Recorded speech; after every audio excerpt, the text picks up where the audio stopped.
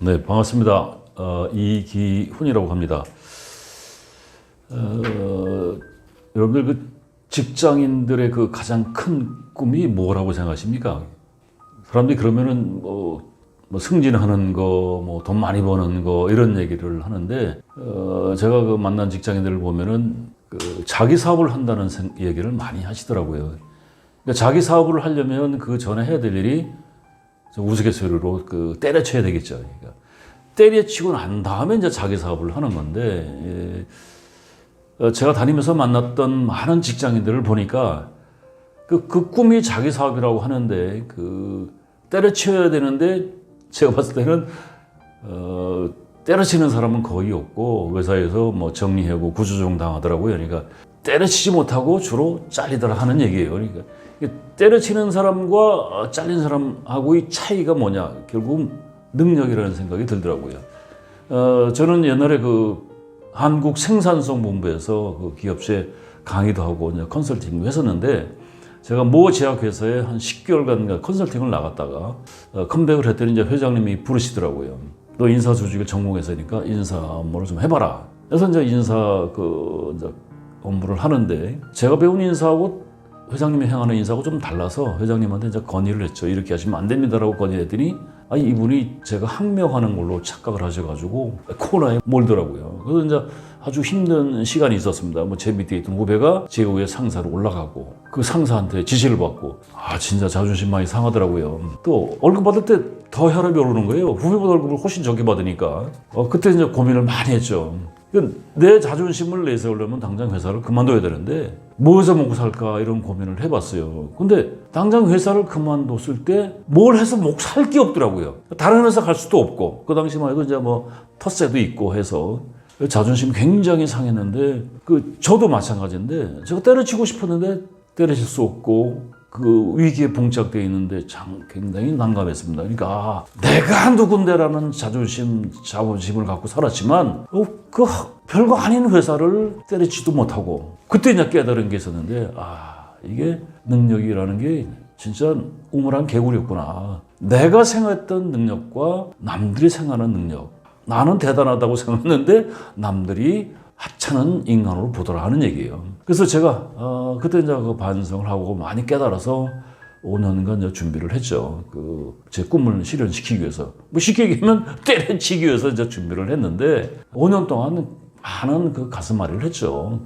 후배한테 지시받고 월급도 적게 받고, 회사 다니는 가장 큰 목적은 돈 버는 건데 상대적으로 저 불이익을 당하니까. 그래서 5년간 준비해서 이제 회사를 이제 회장님한테 사표를 딱 던지고 돌아서는데 얼마나 행복하고 기분이 좋은지 진짜 야호 소리가 절로 나오더라고요. 물론 나와서 이제 후회도 했죠. 근데 그때 시작을 해서 제가 이제 기업체 컨설팅하고 이제 강의를 하겠다고 나왔더니, 지금은 이제 한국 사회의 가장 큰 문제가 한국 사람이 한국 사람을 좀 우습게 보는 영향이 없지 않아 있어요. 경영 컨설팅을 하려고 했더니 큰 돈을 안 주더라고요. 그래서 강의를 더 해야 되겠다. 그래서 이제 차별화된 강의를 하기 위해서 노력을 많이 했는데, 그래서 저는 이제 회사 밖을 저는 이제 표현을 강의할 때도 그런 얘기를 하지만 무림 강호라고 얘기를 많이 하는데, 그 무림 강호에서 굉장히 많은 업체들, 뭐 다양한 회사, 뭐 공공기관, 뭐 공무원들, 공직자, 고위공직자들, 뭐 대학 교수까지 30년 동안 강의를 했습니다. 그리고 이제 중간에 그 기업 경영 컨설팅도 이제 잠잠 했는데, 제가 한 10여 년 전부터 이 퇴직자 강의를 많이 했어요. LH공사라든가 서울 메트로라든가 옛날에 현대중공업, 현대자동차 같은 경우는 회사 직원들을 대상으로 30대, 40대, 50대 생애 설계 교육을 시킵니다. 굉장히 호응도도 좋고 거기도 참여해봤었고, 제가 이제 서울 메트로에 이제 가서 강의를 했을 때 정말 안타깝더라고요. 거기는 한 달간 교육을 시키는데 이 강사들이 너무 현실을 모르고 강의를 하는 것 같더라고요. 제가 이제 30일 중에 28일째인가 제가 이틀을 강의하면서 앞에 이제 교육 내용들이 뭐 재취업, 창업, 2, 3일씩 이런 교육도 하고 또 답사도 가보고 했는데, 뭐 창업 이렇게 해라, 재취업하려면 이렇게 해라 이런 얘기를 했는데, 제가 들어가면서 제 일성이 뭐라고 얘기했냐면 창업하지 마라 라고 얘기하니까 까무러치더라고요. 왜 창업하지 마라? 당신을 보니까 창업하면 거지된다. 나 그 얘기를 했더니 이 사람들이 이해를 못 하더라고요. 그 이제 한 사람이 이제 농담으로 얘기했는데 우스갯소리 하면서 그 표정 보니까 재첩하기 어렵겠네. 무슨 말씀이세요? 아니 교수님이 들어왔는데 인상수가 앉아 있는데 그 표정이 당신이 어떻게 재첩을 하겠느냐. 그 표정은 갑이라는 마인드를 가지고 있는 것 같더라. 그래서 이제 그때 제가 이제 그 이틀 강의하면서 그 거짓말이 아니고 일어날 때 기립박수를 받았어요. 그러니까 너무 리얼한 얘기를 많이 해줘서 고맙다. 그리고 제가 이제 당신들 지금 급하더라도 인내하고 참고 1, 2년 버티고 무림을 돌아다니면서 현상을 파악하고 난 다음에 움직여라.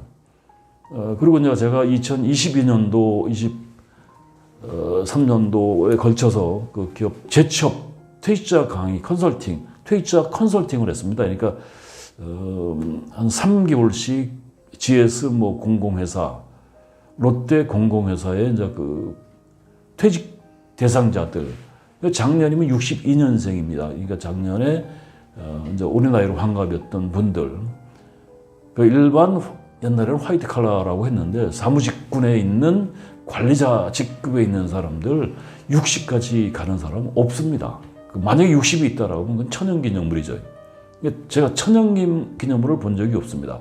그러니까 30년 동안 강의 다니면서 회사를 자발적으로 퇴사하는 사람은 거의 없고 거의 100% 잘립니다. 그 화이트 칼라가 60까지 가는 사람은 거의 없고 그나마 그 큰 기업이고 메이저 기업이면서 생산 현장에서 30년을 근무했던 사람들 얼마나 복받은 사람들이에요. 그 사람들. 그러니까 뭐 공고 나와서 그 현장에 입사해서 40년 근무를 했으니까 그 사람들 경제적 여유가 있죠. 뭐 퇴직 이후에 정년 이후에 대다수가 논다라고 얘기를 하더라고요. 그래서 제가 쉽지 않을 걸 놀고 먹기엔 너무 시간이 길다. 그래서 강의도 하고 그 경험을 하면서 이게 또 다른 삶이 있구나. 그 사람들이 안타까운 것이 지금 100세 시대라고 얘기하지 않습니까? 그러면 60까지 직장 생활을 했다라고 하면 30년, 40년인데 60년 동안 살아온 그 이상을 또 살아가야 되는 게 퇴사 이후의 정년 이후의 삶이거든요. 그런 얘기를 드렸더니 잘 모르더라고요. 그래서 제가 30년 동안 이 강의하면서 만났던 사람들, 그 직장인의 삶들을 되짚어보니까 퇴직 후의 삶들이 그렇게 녹록지가 않더라고요.